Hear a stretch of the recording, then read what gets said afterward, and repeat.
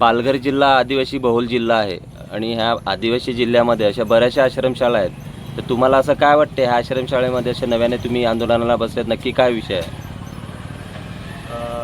विषय असा की मागील म्हणजे आता 24 तारखेला जो मुलाचा श्रियांश शैलेश आंबात या मुलाचा दुर्दैवी आणि दुर्लक्षपणामुळे जो मृत्यू झाला, तो एक विषय. आणि त्याच्या 14 दिवस मागे एक मुली या आश्रमशाळेमध्ये दगावली, मासवण आश्रम शाळेमध्ये.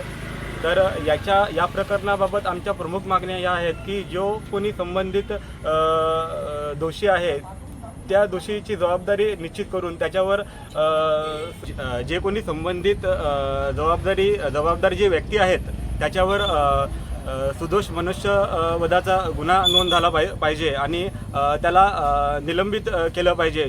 त्याच परिस्थितीत जे कोणी ज्या शाळेवरती नियंत्रण करतात, जे कर्मचारी आहेत, अधिकारी आहेत, त्यांच्यावरही कठोर कारवाई होऊन त्याच्यावर फौजदारी गुन्हा दाखल झाला पाहिजे.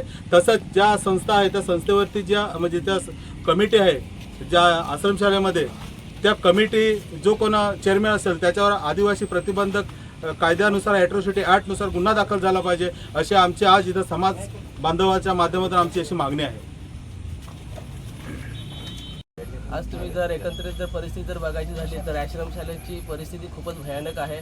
आणि गेल्या या महिन्यात 6 तारखेला जी मुलगी दगावली ती अक्षरशः जो प्रकल्प अधिकारी यांच्या निष्काळजीपणामुळे दगावली. कारण की जर 24 तारखेला जो पोरगा परत दगावला, जर प्रकल्प अधिकाऱ्याने जर या गोष्टीकडे लक्ष जर दिलं असता तर आज ज्या 25 पोरी ज्या ॲडमिट आहेत त्या 14 दिवस अगोदर सुधारल्या असत्या आणि त्यांना वेळेवर ट्रीटमेंट भेटली असती आणि ते वेळेवर त्यांची प्रकृती चांगली झाली असती तर आज आम्हाला ही आंदोलन करण्याची वेळ आली नसती. आज ही पूर्णस्व वेळ आलेली आहे, याला पूर्णस्व जबाबदार तो प्रकल्प अधिकारी आहे. तर आमची अशी प्रमुख मागणी आहे की त्या प्रकल्प अधिकारी जिथपर्यंत तो राजीनामा देत नाही, आम्हाला तर असं वाटतं की त्यांनी आम्हाला राजीनामा मागायची गरजच नाही पाहिजे, त्यांनी स्वतःहून त्यांना लाज वाटली पाहिजे आणि त्यांनी राजीनामा दिला पाहिजे. ही आमची प्रमुख मागणी आहे याच्या आंदोलनाची.